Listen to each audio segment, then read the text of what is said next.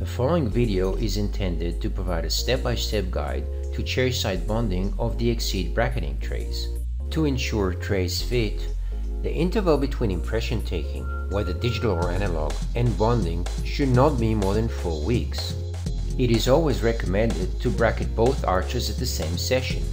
If, however, the upper and lower arches are bonded separately, use a retainer when the gap between the placement appointments is more than 2 weeks.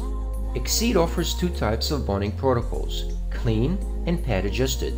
In the first type, the bracket pad is positioned at a distance of 0.1 mm from the tooth. That space will later be blocked once the adhesive is applied. The second protocol, pad adjusted bonding, is employed only in de.exceed TX orders, whenever the effective bracket torque has to be corrected to produce a desired post-treatment outcome. Torque compensation is enabled by maintaining a space of up to 1.5 mm between the bracket base and the tooth in the virtual bracketing plane, and later in the resulting transfer trays. To fill the gap and generate the necessary adjustment, a slightly greater quantity of adhesive has to be applied on the bracket pad. A sticker inside the de.exceed container will include instructions to that effect. Along with setting up all the necessary chairside materials, it is always helpful to prepare the trays in advance, before the patient is escorted to the chair. In complex or severely crowded cases, the trays may be fitted in the patient's mouth prior to preparation to plan the insertion path. To begin preparing the trays, dip a microbrush into an alcohol-based sealant and dab the back of each bracket lightly. Do this for both trays. One dip easily covers 3 to 4 brackets. Next, apply a 3M Transbond Supreme Low Viscosity or Reliance LCR on all bracket pads. Use only a small amount to prevent flash, unless indicated differently in the extra adhesive instructions. Once applied, it is very important to use a filling instrument to work the composite into the mesh. It is advisable to use more composite on the molar tubes due to the size of the pads. When done, place the tray in the black, light-resistant container to prevent premature activation of the agent. Then, repeat the process for the second tray. Now is the time to call the patient to the chair. Begin to pumice the patient's teeth, being careful near the gingiva to prevent bleeding. Then, rinse well to remove all polishing agent. Place the dry angles and dry fill system to secure a moisture-free area. Using the air-water syringe, blow the air towards the gingiva so that all the moisture is off the tooth. Once dry, the teeth should be etched with phosphoric acid. This process should not take more than 40 seconds, so it is important to move fast, making sure that the central part of each tooth is covered. When completed, rinse with water for 10 seconds per tooth.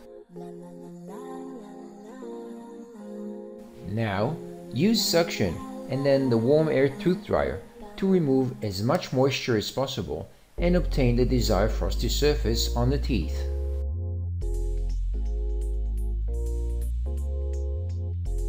Please do not use the air from the air-water syringe because tiny particles of water and oil coming from the instrument can potentially contaminate the teeth. At this point, you are ready to place the bonding agent. Use a microbrush to dub each tooth with a 3M adipose single bond tube or a similar material. After 3 to 4 teeth, reapply the agent and repeat. Try to apply the agent gently to prevent damage to the enamel rods. Following etching, the rods are fragile and can break if the agent is applied too forcefully. Using a gentle dabbing motion circumvents this risk. In addition, avoid long dragging motions, especially when you get close to the gums, to prevent any saliva contamination. Seating is next.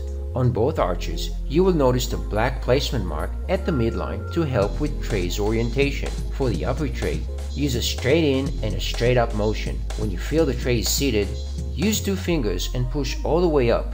applying force only in the occlusal direction. The tray is now ready to be cured. Start with the molars on one side and then move to work on the molars on the opposite quadrant. Do so for an occlusal angle for at least 10 seconds per tooth and then at least 10 seconds more from the buccal aspect. You can use 2 curing lamps simultaneously as shown here to shorten the process. Continue curing the rest of the teeth as indicated before. Please be sure to use the light shield on the curing light or a protective eyewear.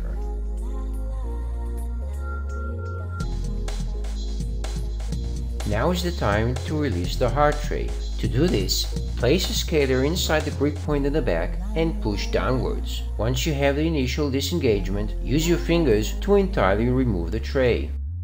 Repeat the entire curing cycle again, 10 seconds occlusally and 10 seconds gingivally per tooth.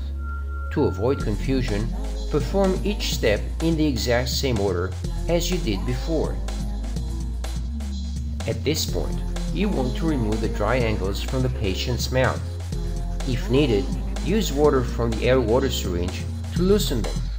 When curing is done, gently pull on the lingual side in the back to remove the soft tray.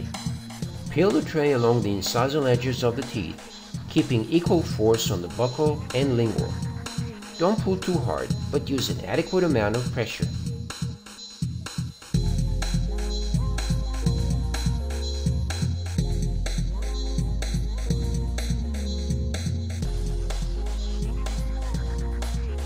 Now is the time to bond the lower arch.